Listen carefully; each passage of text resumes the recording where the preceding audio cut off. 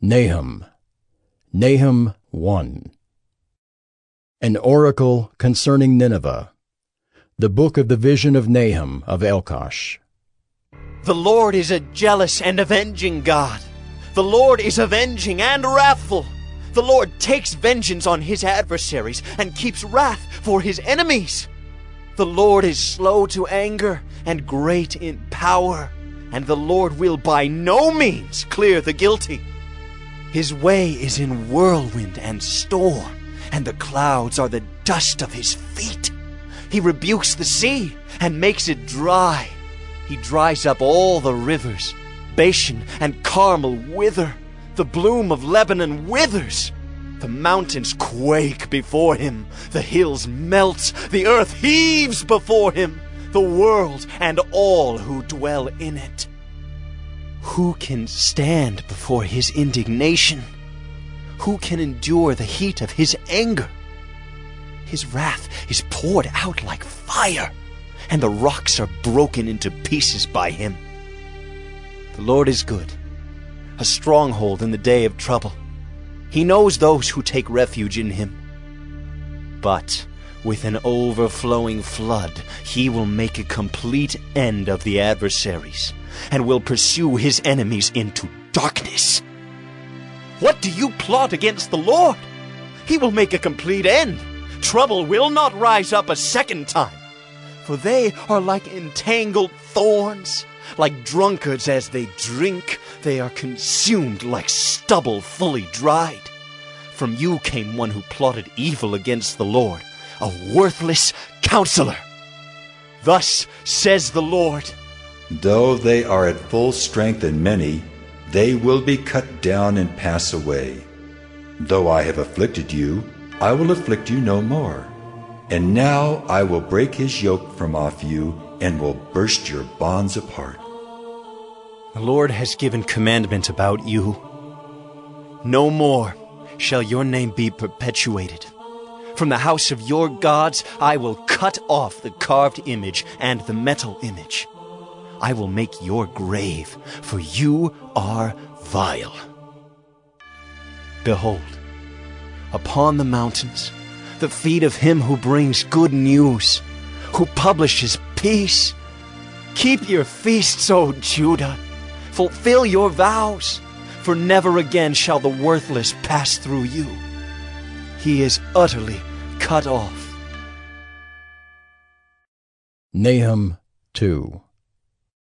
The scatterer has come up against you. Man the ramparts. Watch the road. Dress for battle. Collect all your strength. For the Lord is restoring the majesty of Jacob as the majesty of Israel. For plunderers have plundered them and ruined their branches. The shield of his mighty men is red. His soldiers are clothed in scarlet. The chariots come with flashing metal on the day he musters them. The cypress spears are brandished. The chariots race madly through the streets. They rush to and fro through the squares. They gleam like torches. They dart like lightning. He remembers his officers. They stumble as they go. They hasten to the wall. The siege tower is set up. The river gates are opened. The palace melts away. Its mistress is stripped. She is carried off. Her slave girls lamenting, moaning like doves and beating their breasts. Nineveh is like a pool whose waters run away. Halt! Halt! They cry, but none turns back. Plunder the silver, plunder the gold. There is no end of the treasure or of the wealth of all precious things. Desolate, desolation and ruin. Hearts melt and knees tremble. Anguish is in all loins. All faces grow pale. Where is the lion's den? The feeding place of the young lions, where the lion and lioness went, where his cubs were, with none to disturb. The lion tore enough for his cubs and strangled prey for his lionesses. He filled his caves with prey and his dens with torn flesh. Behold, I am against you, declares the Lord of hosts, and I will burn your chariots in smoke, and the sword shall devour your young lions. I will cut off your prey from the earth, and the voice of your messengers shall no longer be heard. Nahum 3. Woe to the bloody city, all full of lies and plunder, no end to the prey. The crack of the whip and rumble of the wheel, galloping horse and bounding chariot, horsemen charging, flashing sword and glittering spear, hosts of slain, heaps of corpses, dead bodies without end.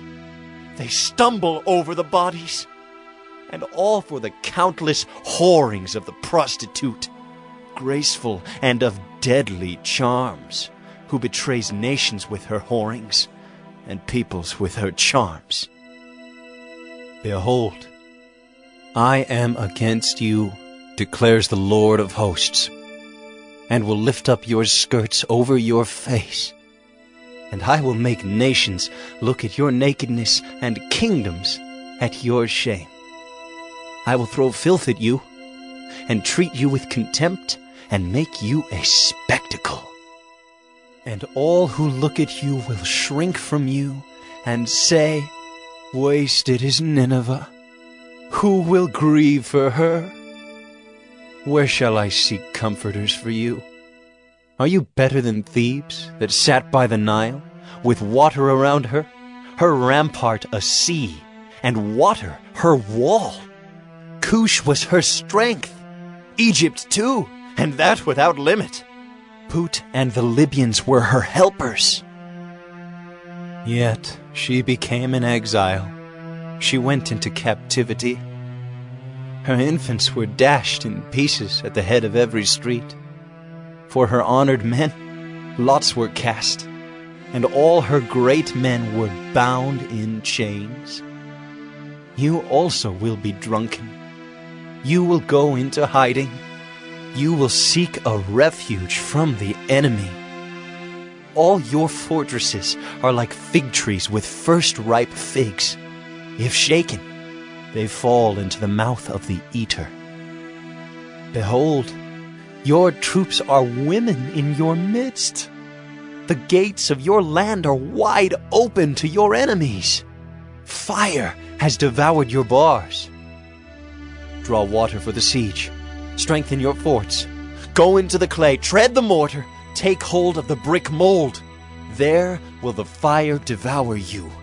The sword will cut you off. It will devour you like the locust. Multiply yourselves like the locust. Multiply like the grasshopper.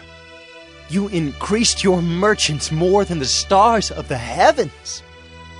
The locust spreads its wings and flies away. Your princes are like grasshoppers, your scribes like clouds of locusts settling on the fences in a day of cold. When the sun rises, they fly away. No one knows where they are. Your shepherds are asleep, O king of Assyria. Your nobles slumber. Your people are scattered on the mountains, with none to gather them. There is no easing your hurt. Your wound is grievous. All who hear the news about you clap their hands over you. For upon whom has not come your unceasing evil?